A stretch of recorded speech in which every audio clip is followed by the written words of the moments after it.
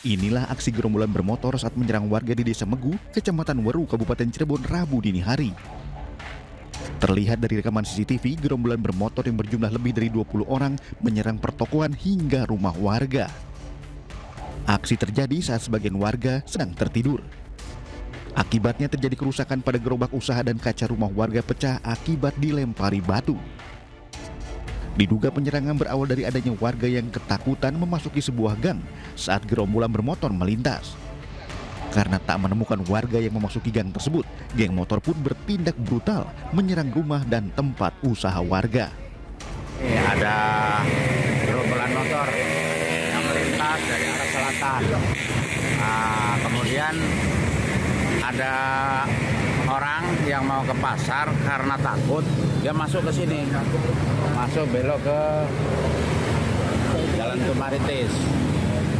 Kemudian si gerombolan itu sempat ngejar sampai sana, karena yang dikejar itu ngumpet nggak keluar lagi, akhirnya mereka itu gedor-gedor tuh sekitar 1-2 sampai rumah ketiga tuh.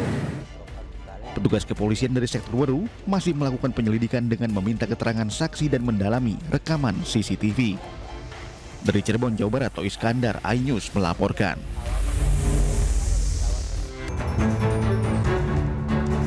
Selamat malam pemirsa, selamat datang di iNewsroom. Bersama saya, Davi Pratama. Pemirsa, kami akan membahas berita utama secara mendalam, komprehensif, dan tentunya eksklusif. Sebagai pembuka iNewsroom kali ini, kami memiliki informasi di hari ke-6 pencarian Tim SAR gabungan menghentikan proses pencarian korban di Gunung Kuda, Kabupaten Cirebon, Jawa Barat.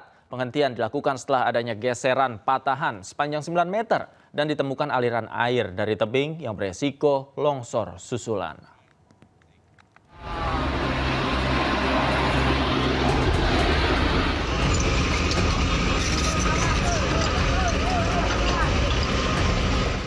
Seperti inilah penampakan patahan tebing di area tambang Gunung Kuda, Kabupaten Cirebon, Jawa Barat. Terlihat tebing batu yang berada tepat di zona pencarian korban longsor terdapat patahan. Patahan yang terjadi sejak hari pertama longsor ini memanjang hingga 9 meter.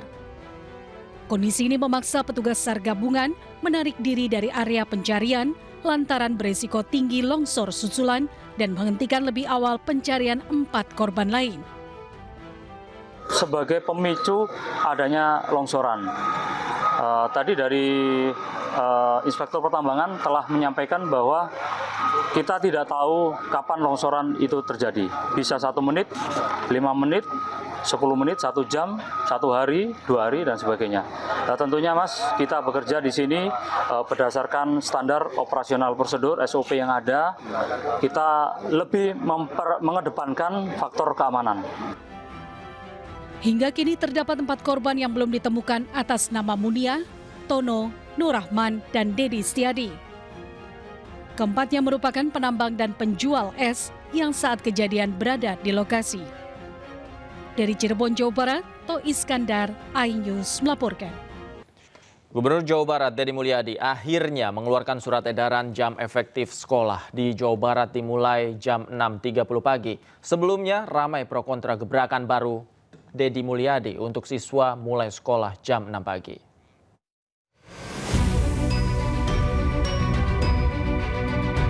Deddy Mulyadi, Gubernur Jawa Barat, kembali membuat gebrakan di bidang pendidikan. KDM sempat berwacana ingin anak sekolah di Jawa Barat masuk sekolah jam 6 pagi. Namun hal itu menuai beragam pendapat di berbagai kalangan. Bahkan Komisi 10 DPR RI meminta Deddy untuk menganalisis kembali wacana itu.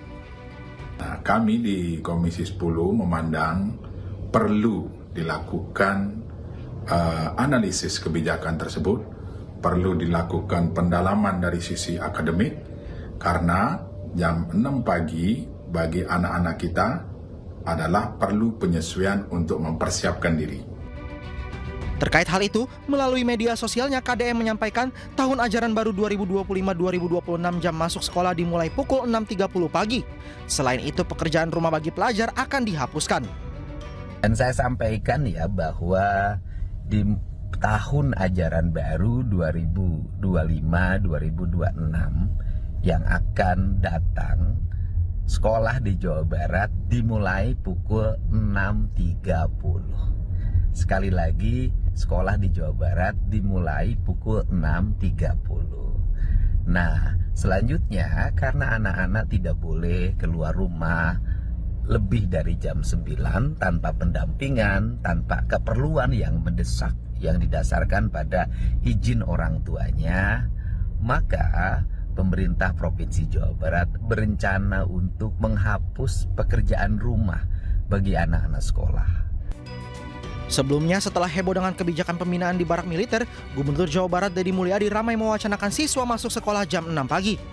Hal ini guna menciptakan budaya disiplin di kalangan pelajar sekaligus menekan angka kenakalan remaja. Tim Liputan iNews melaporkan.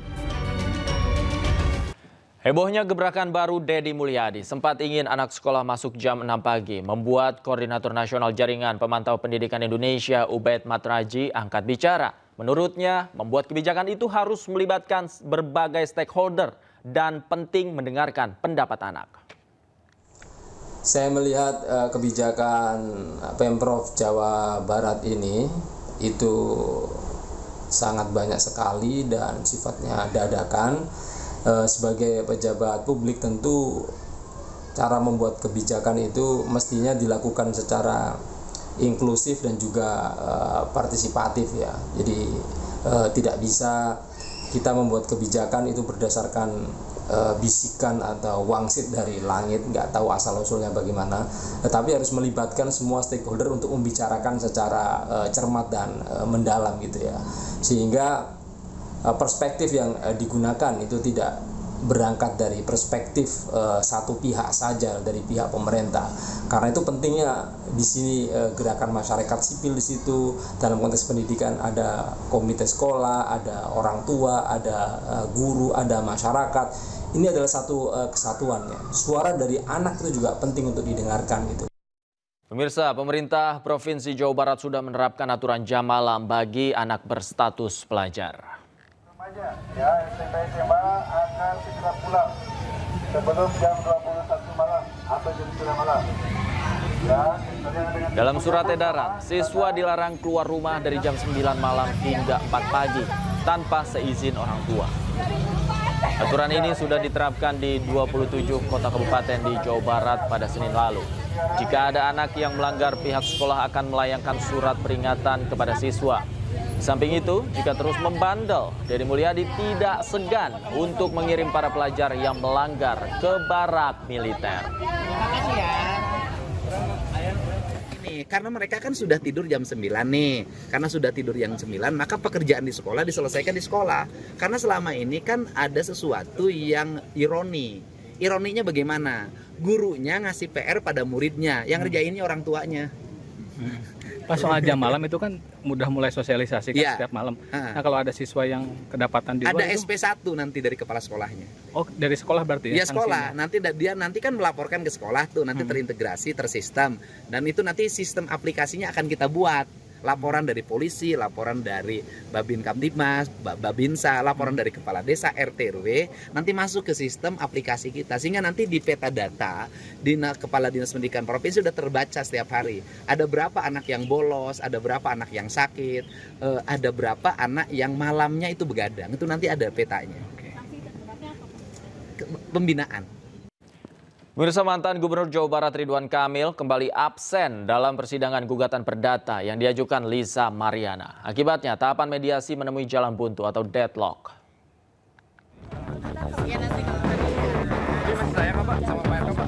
Sidang gugatan perdata yang diajukan Lisa Mariana terhadap mantan Gubernur Jawa Barat Ridwan Kamil kembali digelar di Pengadilan Negeri Bandung, Jawa Barat, Rabu pagi.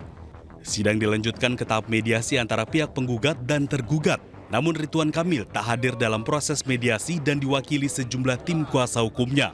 Atas ketidakhadiran RK, pihak Lisa Mariana selaku penggugat mengajukan keberatan kepada majelis hakim sehingga mediasi menemui jalan buntu atau deadlock. Persidangan selanjutnya akan masuk ke agenda pokok perkara.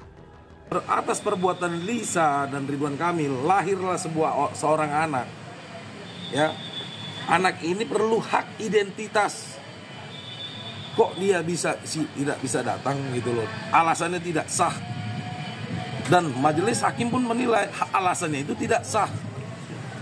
Karena alasannya itu hanya surat yang ditulis dia sendiri pakai tanda tangan. Saya bertanda tangan Ridwan Kamil begini segala macam karena alasan dia bekerja dan dia nggak bisa sebut. Dalam perkara ini, Lisa Mariana menggugat Ridwan Kamil secara perdata atas hak identitas putrinya yang disebut sebagai anak hasil hubungan gelap dengan RK. Lisa menuntut RK secara material sebesar 10 miliar rupiah. Dari Bandung, Jawa Barat, Yanuar Candika, iNews melaporkan. Kita ke informasi lain, pemirsa. Rano Karno, Wakil Gubernur Jakarta, meresmikan rute Trans Jabodetabek baru Sawangan Lebak Bulus bersama dengan Wakil Wali Kota Depok Chandra Rahmansyah. Rute Sawangan Lebak Bulus memulai titik berangkat dari Terminal Sawangan via Tol Antasari.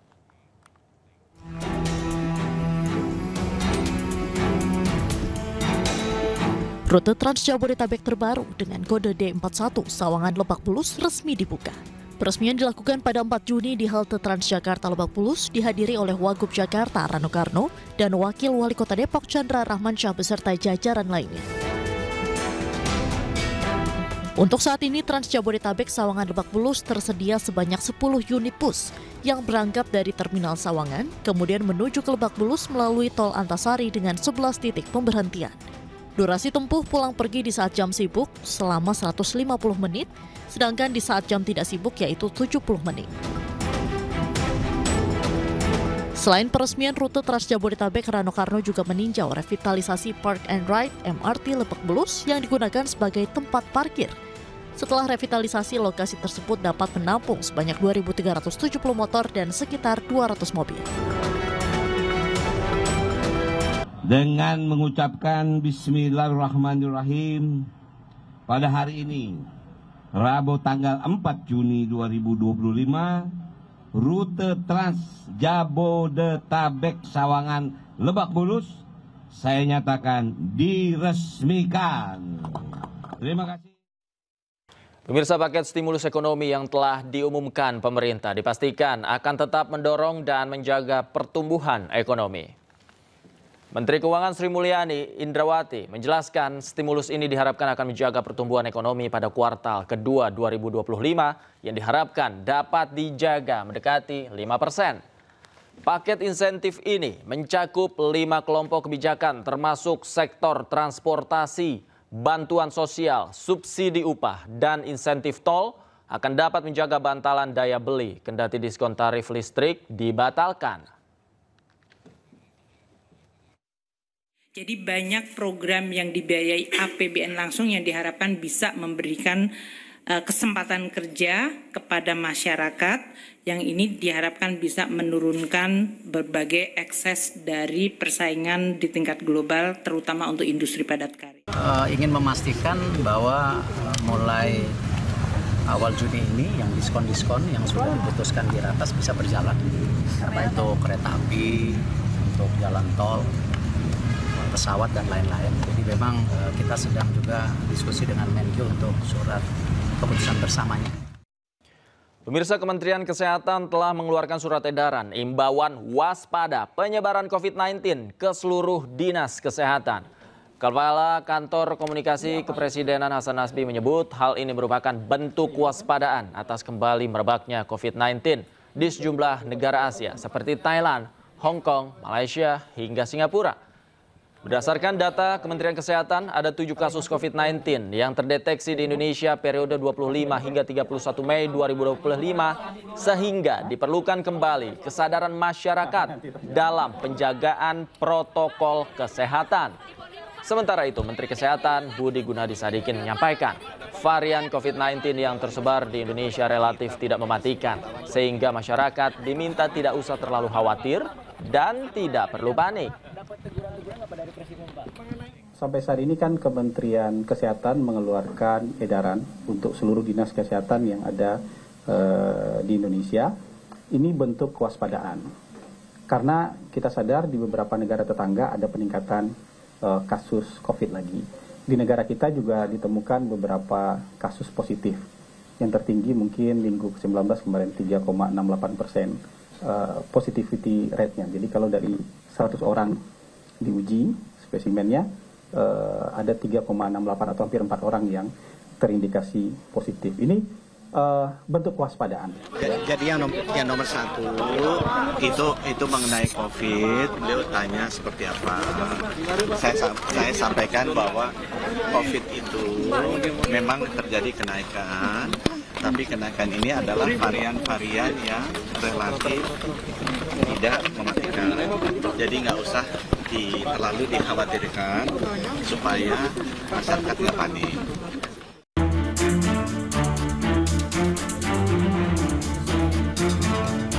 Sidang ketiga gugatan perdata terkait ijazah Jokowi kembali digelar Pengadilan Negeri Sleman. Sidang dipimpin Ketua Majelis Hakim Cahyono dengan agenda tanggapan atas pengajuan permohonan penggugat intervensi. Pada sidang kali ini, Komardin yang merupakan penggugat awal menyatakan menerima permohonan penggugat intervensi karena memiliki kepentingan sama terkait gugatan perdata ijazah Jokowi.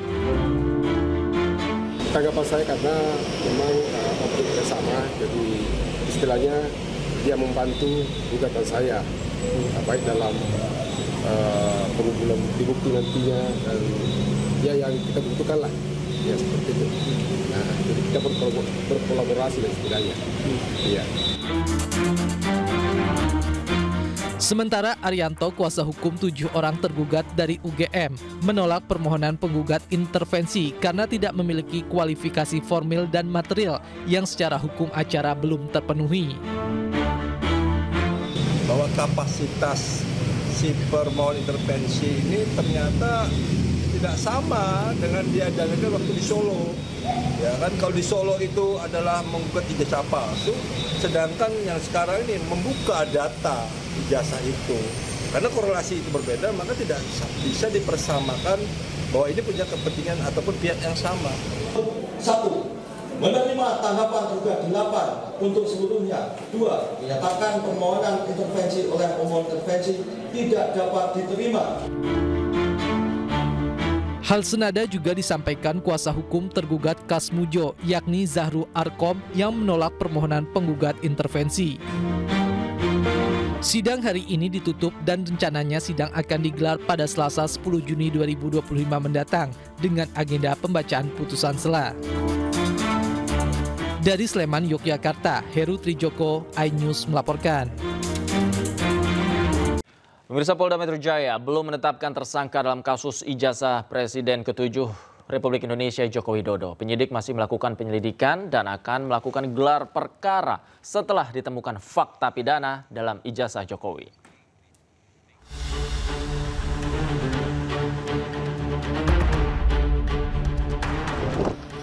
Kasus ijazah Presiden ke-7 Joko Widodo masih terus bergulir. Polisi belum juga menetapkan tersangka dalam kasus ini. Bahkan Polda Metro Jaya belum melakukan gelar perkara. Kabid Humas Polda Metro Jaya Kombes Ade Ari mengatakan pihaknya masih mendalami kemungkinan adanya dugaan fitnah atau pencemaran nama baik dalam kasus ijazah S1 Joko Widodo. Sementara gelar perkara baru akan dilakukan setelah penyidik mengumpulkan fakta-fakta terkait kasus ijazah Jokowi tersebut. Sehingga inilah yang didalami. Apakah pernyataan yang disampaikan oleh beberapa pihak itu sesuai fakta atau tidak? Tuduhannya itu sesuai fakta atau tidak? Tentunya hal-hal yang terkait dengan peristiwa ini itu merupakan bagian yang didalami. Gelar perkara itu nanti setelah faktanya terkumpul semua, baru dilakukan gelar perkara untuk menentukan apakah peristiwa yang sedang didalami itu ada dugaan tindak pidana atau tidak. Sebelumnya Presiden ke-7 RI Joko Widodo melapor ke Polda Metro Jaya terkait dugaan pencemaran nama baik pada 30 April 2025.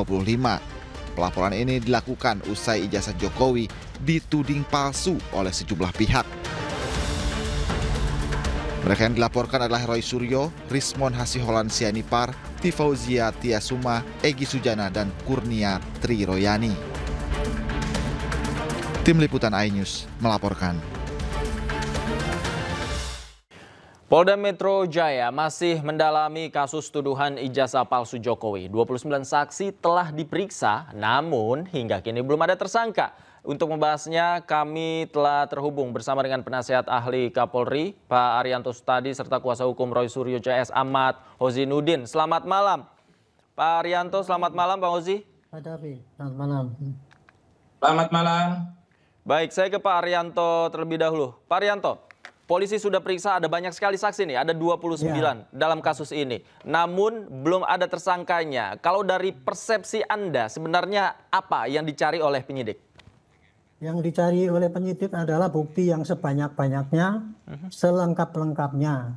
Untuk membuktikan bahwa apakah ijazah Pak Jokowi itu palsu apa tidak. Itu satu ya. Yang kedua, apakah orang yang dilaporkan oleh Pak Jokowi itu memang betul-betul melakukan tindakan yang seperti dituduhkan itu tadi, yaitu melakukan pencemaran, ujaran kebencian dan sebagainya. Jadi sampai sekarang polisi itu sekarang masih mencari alat-alat bukti yang lengkap sesuai dengan perintah Kapolri ya. Jadi saya tidak mengatakan begini ya, jangan kita hanya 2 alat bukti cukup jadi tersangka. Itu kan hanya kalimat di KUHP. Tapi dalam praktek gitu ya Pak, pembuktian itu ribuan alat yang bisa disampaikan di dalam persidangan itu. Nah ini karena kasusnya itu termasuk banyak ya itu tadi mengenai ijazah palsu itu. Kan di satu sisi yang menuduhkan kan dia pakai bukti-bukti yang melalui media-media diumbar ke sana sini gitu ya. Itu dianggap itu sebagai bukti. Sementara yang dituduh pembelanya itu menyatakan buktinya adalah silakan diperiksa di UGM dan sebagainya. Nah itu kan buktinya banyak itu nanti, maka akan supaya nanti di dalam persidangan itu nanti itu bisa hakim bisa mendengarkan ini bukti-bukti yang memberatkan dan bukti yang meringankan untuk pembuktian apakah ijazah itu palsu atau tidak. Nah sementara kasus itu kan juga sama juga yang satu LP yang di Polda Metro itu untuk membuktikan alat-alat bukti itu apakah benar disangkakan itu mencemarkan nama, ujaran kebencian, fitnah, provokasi dan sebagainya itu bisa dilihat dari bukti-bukti yang ada gitu. Itu yang selama ini terjadi gitu.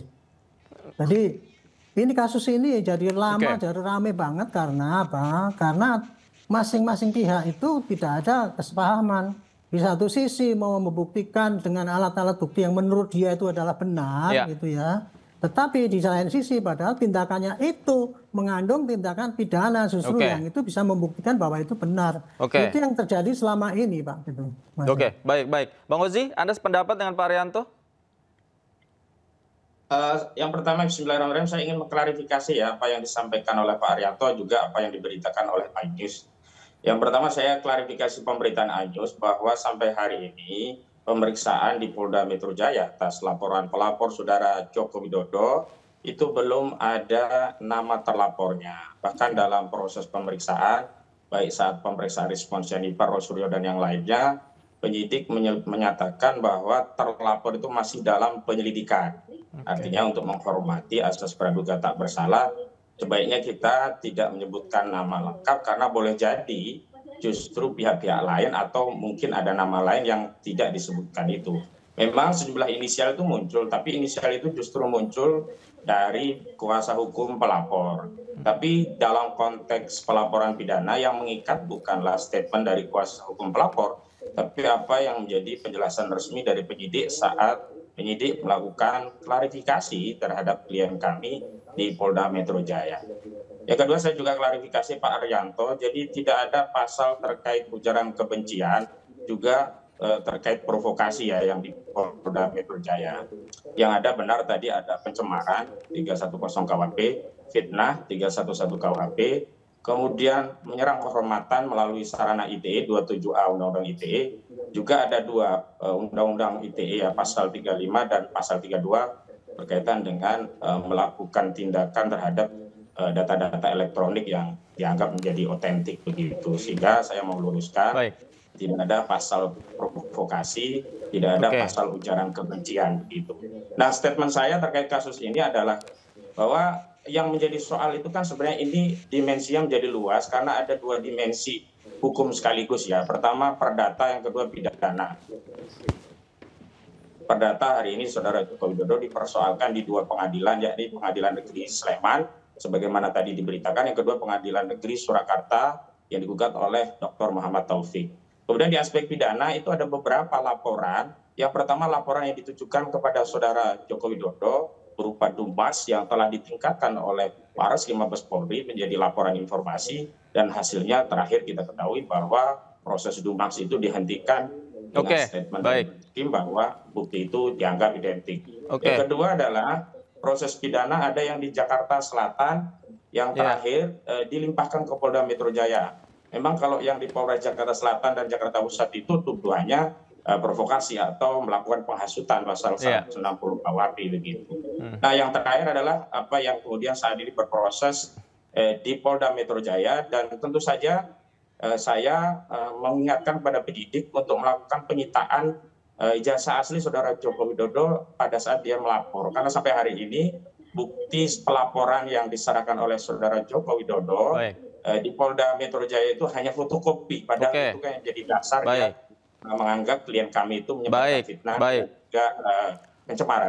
Baik. Saya ke Pak Arianto. Pak Arianto, belum ada nama terlapor. Jangan-jangan ini yang menyebabkan prosesnya berjalan agak lama sampai tadi 20 lebih saksi diperiksa.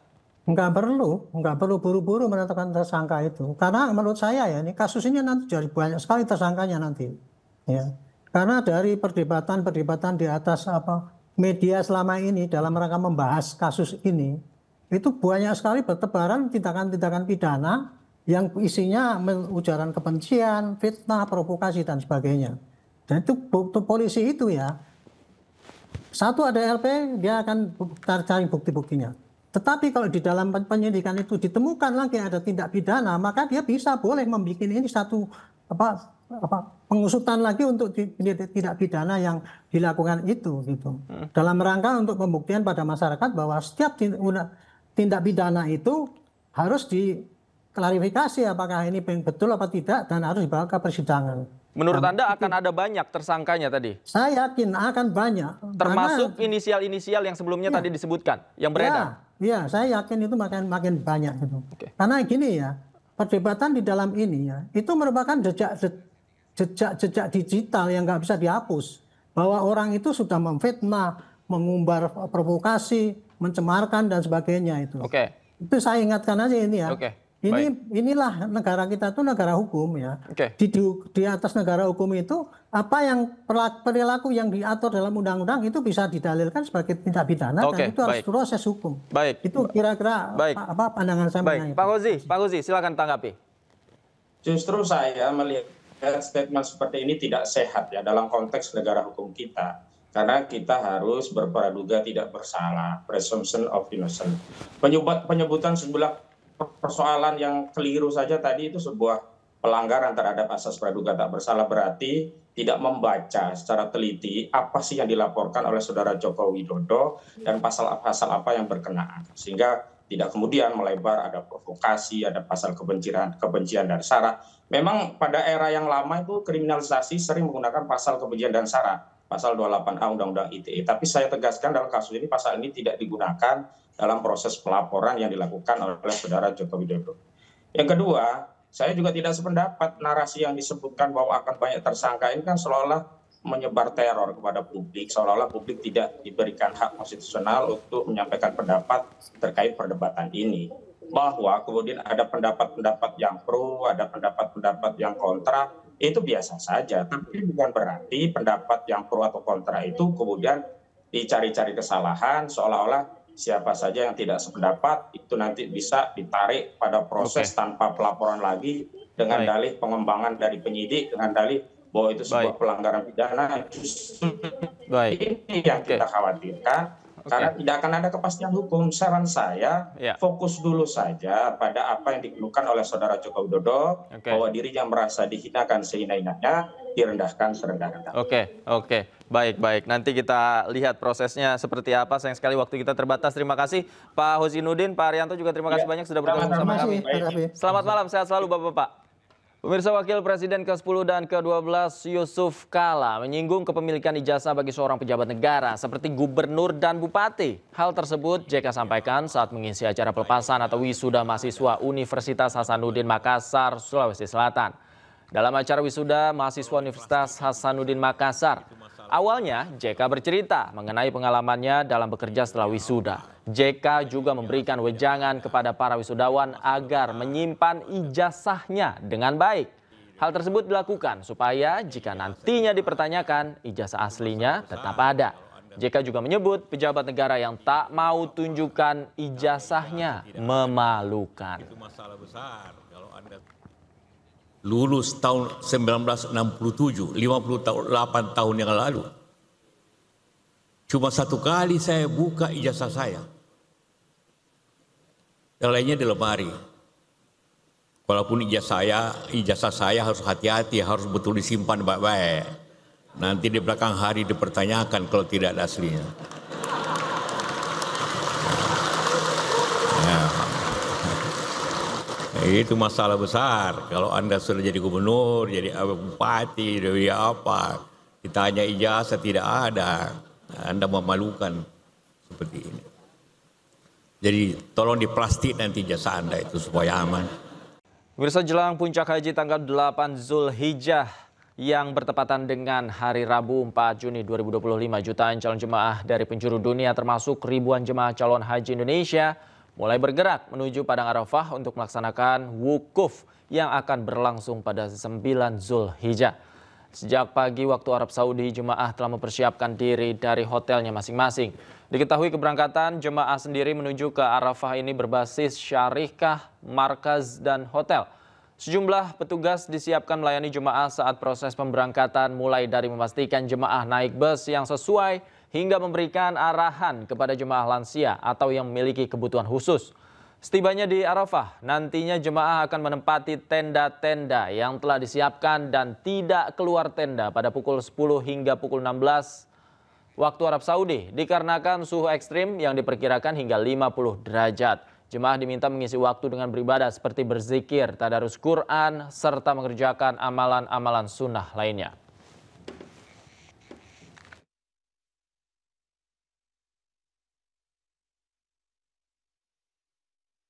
Di Arafah kami sudah terhubung dengan rekan kami, Gigi Irfan di sana. Selamat malam waktu Jakarta. Assalamualaikum Gigi, bagaimana suasana di Arafah? Waalaikumsalam warahmatullahi wabarakatuh. Selamat sore waktu Arab Saudi, Davi dan pemirsa. Ribuan jemaah calon haji tanah air telah tiba di Arafah sejak pagi tadi. Kini mereka telah menempati tenda-tenda yang disiapkan petugas penyelenggara ibadah haji atau PPA Arab Saudi. Meski suhu di Arafah cukup panas, namun mayoritas jemaah tampak semangat dan bersyukur bisa sampai Arafah dalam kondisi sehat dan aman. Tenda-tenda yang ditempati jemaah telah dilengkapi dengan pendingin udara dan fasilitas sanitasi untuk menunjang keamanan dan kesehatan jemaah. Petugas Dakar Bandara yang mendapat tugas di Arafah bersama layanan kesehatan terus berjaga dan memastikan pelayanan jemaah saat di Arafah terjamin. Selain itu, para jemaah terus mendapat bimbingan manasik dari para pembimbing ibadah haji agar dapat menjalankan wukuf dengan khusyuk dan sesuai tuntunan. Seperti diketahui, puncak ibadah wukuf di Arafah akan dilaksanakan pada 9 Zulhijjah, di mana nantinya seluruh jemaah berdiam diri dan melangitkan doa-doa dari tergelincirnya hingga terbenamnya matahari. Wukuf merupakan momen penuh sakral yang merupakan inti dari ibadah haji. Jemaah diimbau untuk mematuhi aturan ihram selama menjalankan rangkaian ibadah haji, seperti tidak menggunakan tutup kepala dan pakaian dalam bagi laki-laki, tidak menggunakan penutup muka bagi perempuan, menggunting kuku, menggunakan wewangian dan mencabut bulu serta larangan ihram lainnya. Selain itu, jemaah juga disarankan tidak keluar tenda pada pukul 10 hingga 16 waktu Arab Saudi, dikarenakan suhu ekstrim yang diperkirakan mencapai 50 derajat Celcius. Jemaah diminta mengisi waktu dengan beribadah seperti berdoa, berzikir, tadarus Quran, serta mengerjakan amalan-amalan sunnah lainnya.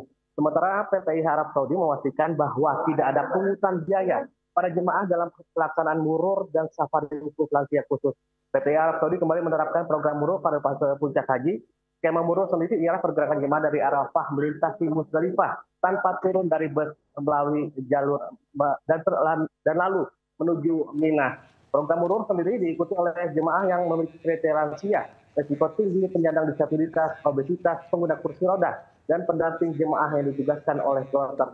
Pada tahun ini skema murur diikuti oleh 59.000 jemaah yang terdaftar. Sementara untuk safari wukuf disiapkan PPIH Arab Saudi untuk memfasilitasi haji lansia dan disabilitas untuk mengikuti wukuf di Arafah meski sebentar dan tetap berada di bus.